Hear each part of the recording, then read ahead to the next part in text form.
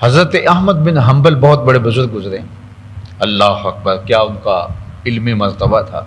وہ حضرت بشر حافی کے پیچھے دوڑتے تھے، اور حضرت بشر حافی ناخواندہ شخص تھے، لیکن ایک خاص کرم نوازی ان کے اوپر ہوئی کہ اللہ تعالیٰ نے ان کے باطن کو اجلا کر دیا۔ وہ بشر حافی تھے تو شرابی، اور نشے میں دھت شراب خانے کی طرف جا رہے تھے کہ انہوں نے دیکھا راستے کے اندر کاغذ کا ایک ٹکڑا پڑا ہوا ہے جس کے اوپر لفظ اللہ لکھا ہوا ہے۔ بس اس کو اٹھایا، روئے، چوما، خوشبو لگائی، کسی اونچی جگہ پہ رکھ دیا اور شراب خانے میں چلے گئے۔ وہاں نشے میں دھت تھے کہ اللہ کے کسی بندے کی دستک ہوئی دروازے پہ، تو جو ساقی مے خانہ تھا اس نے پوچھا کون؟ کہا کہ بشر سے ملنا ہے۔ تو کہا وہ تو نشے میں پڑا ہے، اور جو شخص دروازے پہ کھڑا تھا وہ شہر کا بہت بڑا عابد تہجد گزار۔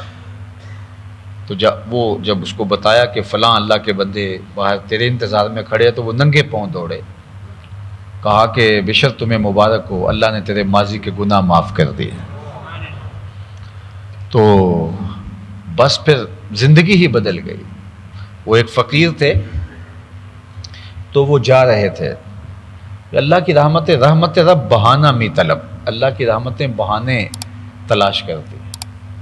ایک فقیر تھے تو وہ جا رہے تھے، تو راستے کے اندر کیا دیکھا کہ ایک شرابی ہے، وہ گندی نالی کے اوپر گرا ہوا ہے، اور اس کا منہ جو ہے اس کو گزرتا ہوا پانی مزید غلیظ کرتا چلا جا رہا تھا۔ تو انسانی شرف کے ناطے سے ان کے دل میں رحم جاگا کہ انسانیت کی تذلیل ہو رہی ہے، اگرچہ یہ شراب کے نشے میں ہے۔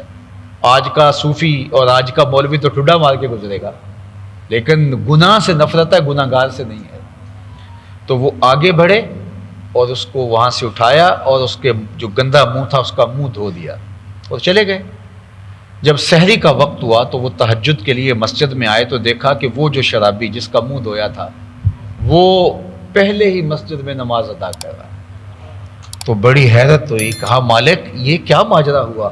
کہا میرے بندے، تو نے اس کا منہ دھو دیا تھا، میں نے دل دھو دیا۔ اللہ اکبر، تو نے اس کا منہ دھویا تھا، میں نے اس کا دل دھو دیا۔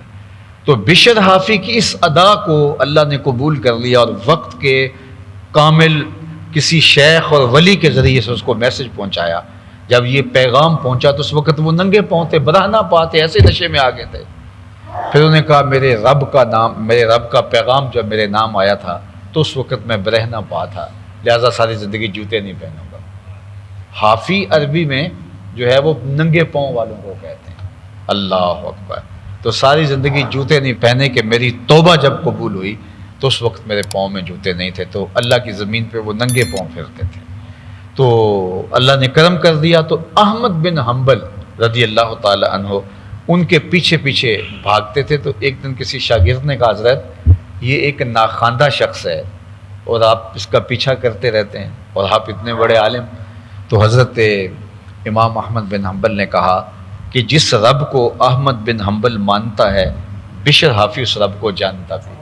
اچھا، ولی فائل کے معنی میں بھی ہے، مفعول کے معنی میں بھی ہے۔ فعیل کے وزن پر صفت مشبہ کا صیغہ ہے، تو فعیل کبھی فائل کے معنی میں ہوتا ہے، کبھی جو ہے وہ مفعول کے معنی میں ہوتا ہے۔ تو اگر تو یہ فائل کے معنی میں ہو تو ولیٌ سے ولی ہے اس کا، تو یہ ولی جو ہے یہ فائل کے معنی میں ہے اللہ سے محبت کرنے والا، اور اگر یہ مفعول کے معنی میں ہو تو پھر اس کا مطلب یہ ہے کہ وہ شخص جس سے اللہ محبت کرتا ہے، یعنی محب کے معنی میں بھی ہے اور محبوب کے معنی میں بھی ہے۔ اللہ ولی الذین آمنوا یخرجہم من الظلمات الی النور، اللہ اہل ایمان کا ولی ہے، یعنی اہل ایمان کو محبوب رکھتا ہے، اور پھر کیا کرتا ہے اس محبت کا جو صلہ اپنے بندے کو دیتا ہے، یخرجہم من الظلمات الی النور، اس کو ظلمتوں سے نکال کے روشنیوں کی طرف لاتا ہے۔ اللہ اکبر۔ والذین کفروا اولیاءہم الطاغوت، اور جو کافر ہیں ان کا ولی کون ہے؟ ان کا ولی طاغوت ہے، شیطان ہے۔ طاغوت ان کے اولیاء ہیں، یخرجونہم من النور الی الظلمات، تو وہ ان کو روشنیوں سے اندھیروں کی طرف جو ہے وہ لے کے جا رہے ہوتے ہیں۔ اللہ اکبر۔ تو اس لیے اللہ کا ولی وہ ہوتا ہے کہ جو اللہ جل شانہ کا محب بھی ہو اور اللہ جل شانہ کا محبوب بھی ہو. اور کبھی ایسا ہوتا ہے کہ محبوبیت کا غلبہ ہوتا ہے، کبھی ایسا ہوتا ہے کہ جو ہے وہ محبت کا غلبہ ہوتا ہے، یعنی اس طرف سے غلبہ ہوتا ہے. اور کبھی یہ ہوتا ہے کہ اس کی محبوبیت ایسی ہوتی ہے کہ ناز برداری کے وہ رنگ میں ہوتا ہے. تو یہ اللہ تعالیٰ کا ایک نظام ہے کہ جب بندہ اس سے پیار کرتا ہے تو وہ فرماتا ہے میں بھی اس سے پیار کرتا ہوں. اللہ اکبر. یعنی تم نکلے تھے اللہ سے محبت کرنے کے لیے، تو تم نے تو اللہ سے محبت کا دم بھرا، لیکن تم نے کیا محبت کرنی تھی، اس نے تمہیں خود اپنا محبوب بنا لیا. تو جب خود محبوب بنایا، تم پہلے گئے تھے چل کے نماز پڑھنے کے لیے، لیکن جب اس نے محبوب بنایا تمہارے پاؤں کے اندر کشش ڈال دی نماز کے لیے.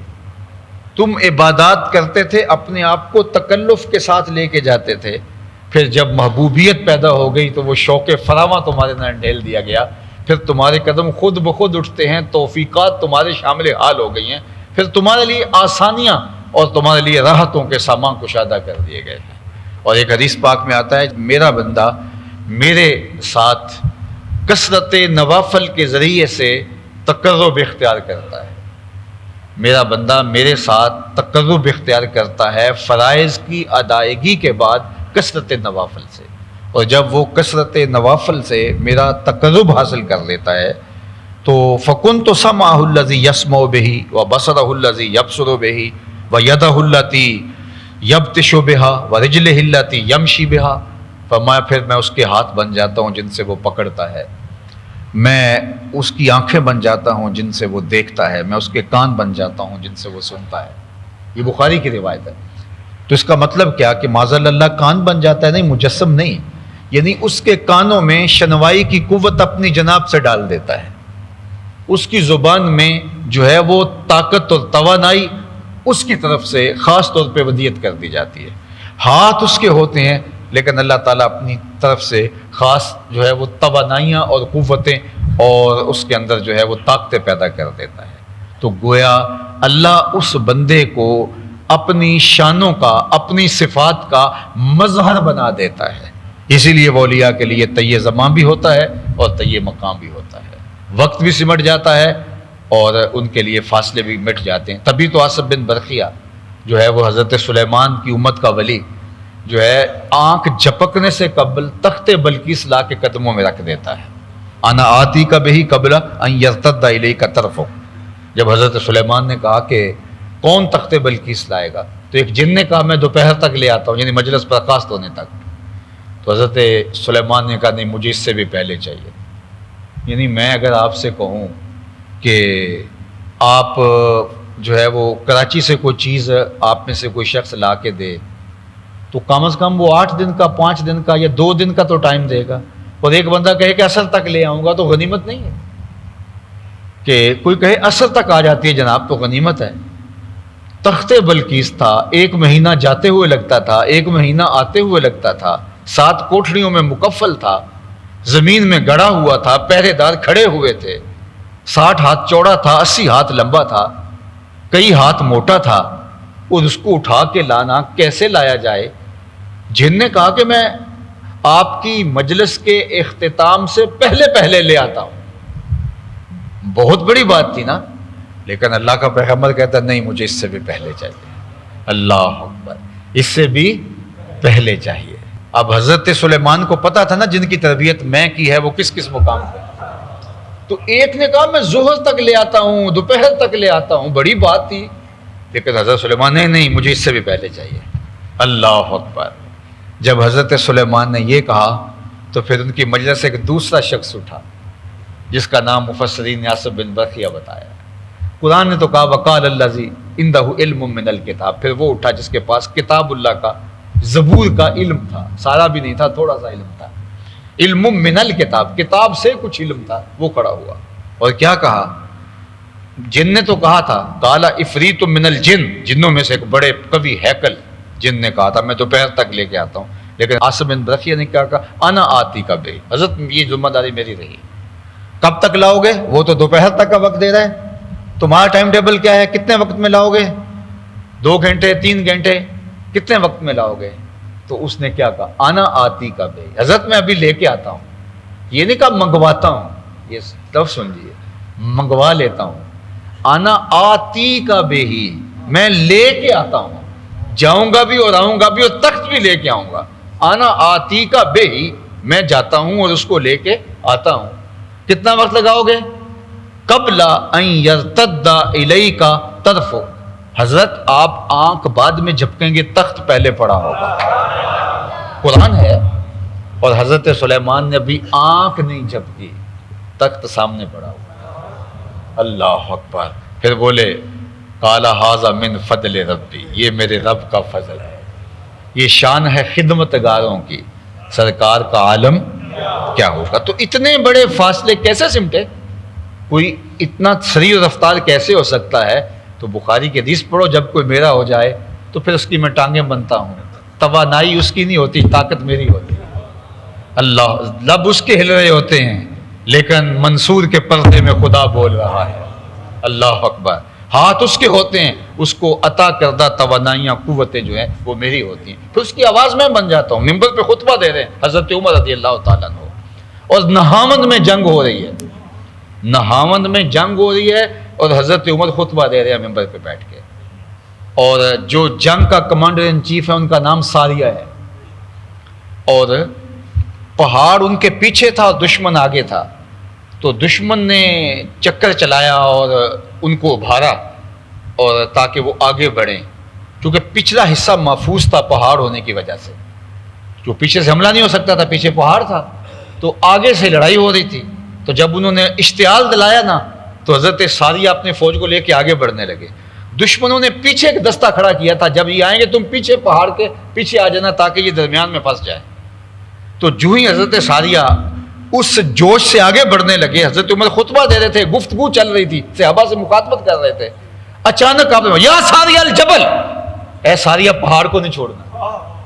لوگوں کو حیرت ہوئی کہ خطابت تو ہم سے ہو رہی ہے اور ساریہ تو جنگ پہ گئے ہوئے، تو یہ ساریہ الجبل، ساریہ پہاڑ کو نہیں چھوڑنا، یہ کیا کہا؟ اللہ اکبر. وقت گزرتا گیا، جنگ فتح اور کامیابی کے بعد جب وہ مجاہدین واپس 1-2 مہینے کے بعد واپس پلٹے، تو حضرت ساریہ حضرت عمر کو ڈھونڈ رہے ہیں اور لوگ بھی بیٹھے تھے. تو حضرت ساریہ نے کہا حضرت آپ کی آواز نہ آتی تو مر گئے تھے. اللہ اکبر. ہم پہاڑ کو چھوڑ دینے لگے تھے. اللہ اکبر. تو یہ پھر حضرت عمر کی آواز میں اتنی طاقت کہاں ہے کہ یہ چلی جائے وہاں تک، لیکن کہا پھر اس زبان میں بن جاتا ہوں. اللہ اکبر. تو یہ اللہ طاقت اور توانائی اور ہمت پیدا فرما دیتا ہے.